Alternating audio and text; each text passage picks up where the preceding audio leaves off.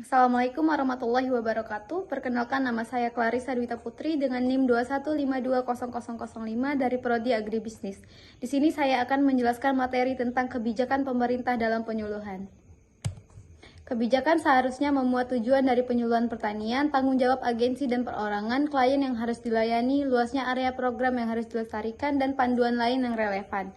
Yang kedua, dalam mengembangkan kebijakan nasional penyuluhan, representatif kelompok petani harus secara langsung dilibatkan dan konsultasi dengan organisasi lain yang relevan. Selanjutnya, dengan kebijakan yang komprehensif, negara dapat mengharapkan sistem penyuluhan dapat memberi kontribusi pada peningkatan pada produktivitas pertanian dan pendapatan pertanian dan meningkatkan kualitas hidup rumah tangga petani pedesaan dalam mengejar tujuan umum pertumbuhan yaitu keadilan. Itu pendapat dari Swanson 1990.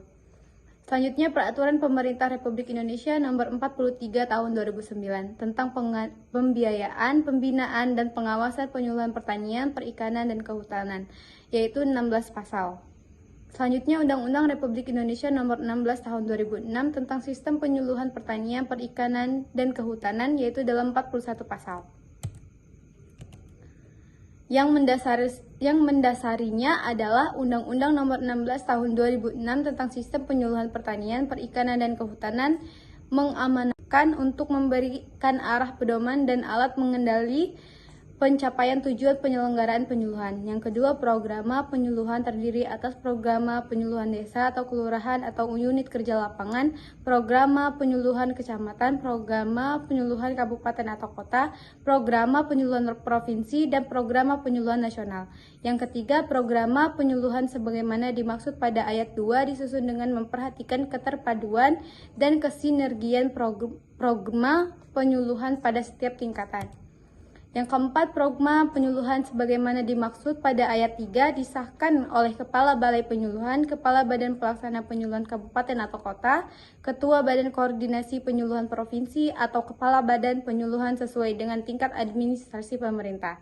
Yang kelima, programa penyuluhan desa atau kelurahan sebagaimana dimaksud dalam ayat 2 diketahui oleh Kepala Desa atau Kelurahan. Selanjutnya ada pasal 24. Yang pertama, programa penyuluhan disusun setiap tahun yang memuat rencana penyuluhan tahun berikutnya dengan memperhatikan siklus anggaran masing-masing tingkatan mencakup perorganisasian dan pengelolaan sumber daya sebagai dasar pelaksanaan penyuluhan.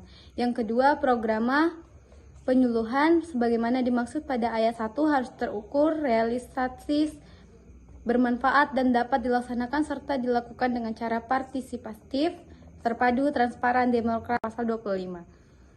Yang ketiga, penyuluhan dilakukan dengan menggunakan pendekatan partisipatif melalui mekanisme kerja dan metode yang disesuaikan dengan kebutuhan serta kondisi pelaku utama dan pelaku usaha. Yang keempat, ketentuan lebih lanjut mengenai mekanisme kerja dan metode penyuluhan ditetapkan dengan peraturan menteri, gubernur, dan bupati atau wali kota. Yang terakhir ada pasal 32. Yaitu yang pertama, untuk menyelenggarakan penyuluhan yang efektif dan efisien diperlukan tersedianya pembiayaan yang memadai untuk memenuhi biaya penyuluhan.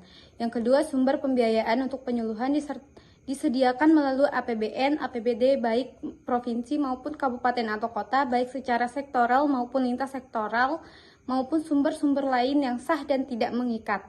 Yang ketiga, pembiayaan penyuluhan yang berkaitan dengan tunjangan jabatan fungsional dan profesi, biaya operasional penyuluh PNS, serta sarana dan prasarana bersumber dari APBN, sedangkan pembiayaan dan penyelenggaraan penyuluhan di provinsi, kabupaten atau kota, kecamatan, dan desa bersumber dari APBD yang jumlah alokasinya disesuaikan dengan program penyuluhan. Dan yang keempat, jumlah tunjangan jabatan fungsional dan profesi penyuluhan PNS, sebagaimana dimaksud pada ayat 3 didasarkan pada jenjang jabatan sesuai dengan peraturan perundang-undangan. Terima kasih, sekian dari saya akhiri. Wassalamualaikum warahmatullahi wabarakatuh.